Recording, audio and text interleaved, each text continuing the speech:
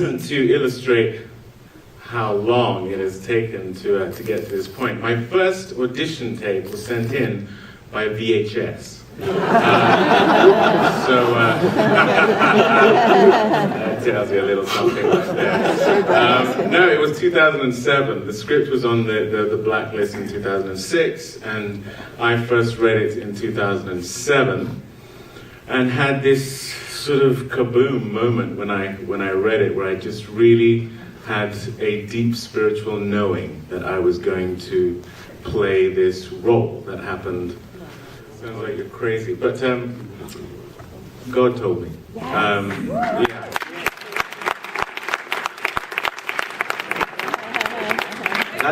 That's a hell of a casting director. Unfortunately for me, the director at the time didn't agree with the great casting director.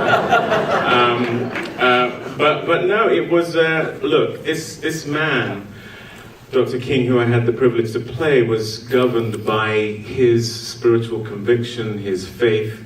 I share that faith. And when I read the script, that was my entry point to it. I knew of Dr. King, the icon, the historical figure, but this man who, through sacrificial love, decided to use love to overcome hate.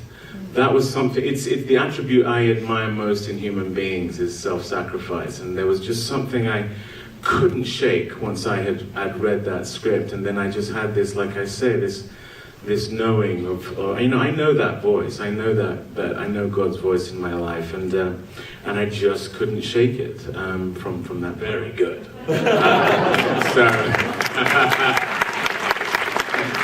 No, what happened is in the interim, after the first director moved on, a couple of other directors came and went, and then in 2010, Lee Daniels took up the project, and again, we just couldn't seem to get this thing off the ground.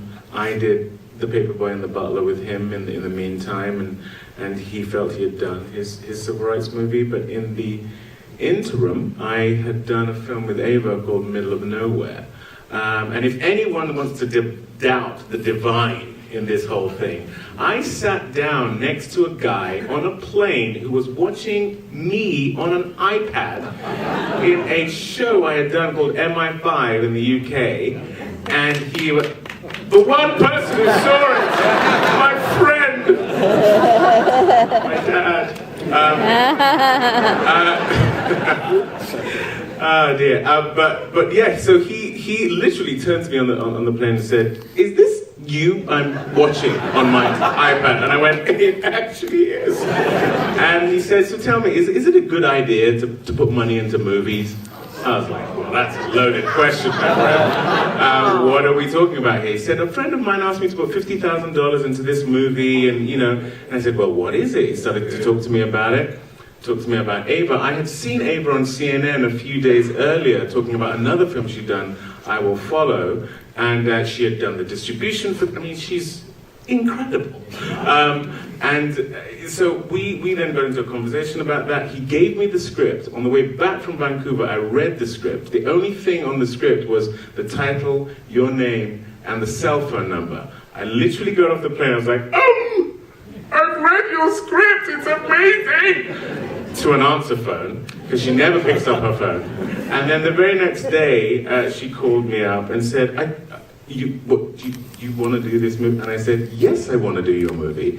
And she went, you were on my shortlist, but I didn't know you do small movies. I was like, I do this kind of small movie. So we did Middle of Nowhere together, and she is so brilliant at humanity, at getting to the core of who we are as human beings. And I work with some great directors. I just, no one quite does it as well as she does. She's a lovely person as well. And so very selfishly, I was like, look, there's this other thing I really want to do. And I knew that in order to play King well, it has to be less about the icon and more about the man. And like I say, no one I know does it better than her. So I started lobbying for her, and they... which is crazy to me. That's nuts. 50 years since these events happened, and never a film with King at the center. He's always an addendum or kind of adjacent to the main action. And so, certainly, I wasn't going to be the one to make it. I mean, I make small independent films about, like, Black ladies in turmoil and trauma. I love it. That wasn't me in the movie, by the way. Just so we're clear. Yeah. And so, yeah, the idea of kind of jumping into history in this way, and certainly with, I mean, Dr. Martin Luther King Jr., my father's from Alabama. I mean, that, for so many of us, American citizens, you know, human beings, King is an icon, but in my family he looms so large because these events happened, you know, right where my father's from, in Montgomery. And so, so yeah, could never fathom that it would fall in my lap. If you would have asked me 2 years ago if I would have ever even done this, I would have said no. But it was really David, knowing that I had a partner in this. I always knew that he was going to be able to get the king of it, just because he's an extraordinary actor, a beautiful, beautiful, exquisite artist who goes so deep. It was really, how do I frame him? What world do I put him in? And how can we kind of unwind these layers?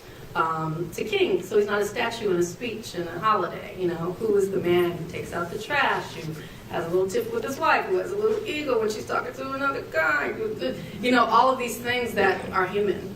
And I thought if we can get to that, we'd be okay because we had him. So with those two together, I decided to jump in, and yeah, we just kind of supported each other every day. The film, I got the job because of David. I mean, David was pitching me, and David was doing all of that. And he was like, "Oh, by the way, I put you up for this film, and I'm working with the producers." I'm like, "What film? King? What? What is it?" And truly, that's how it happened. And so yeah, it just kind of gradually snowballed from there. And before I knew it, I was announced as the director of the film. And so, guess I had to make it.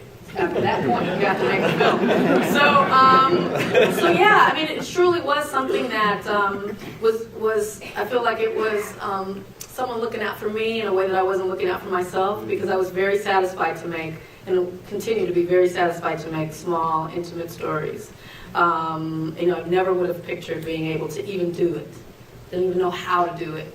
So it took every bit of brain power, energy, you know, prayer, meditation, hope, down on my knees, how do I do this? You know, to try to get it done. And it was really working with friends. Bradford Young, our cinematographer, Spencer Abercar, editor, David Oyelowo, my dear friend, my brother. You know, I just surrounded myself with people who I really like and who were in the trenches with me. But it's nothing that I sought. In some way it sought me.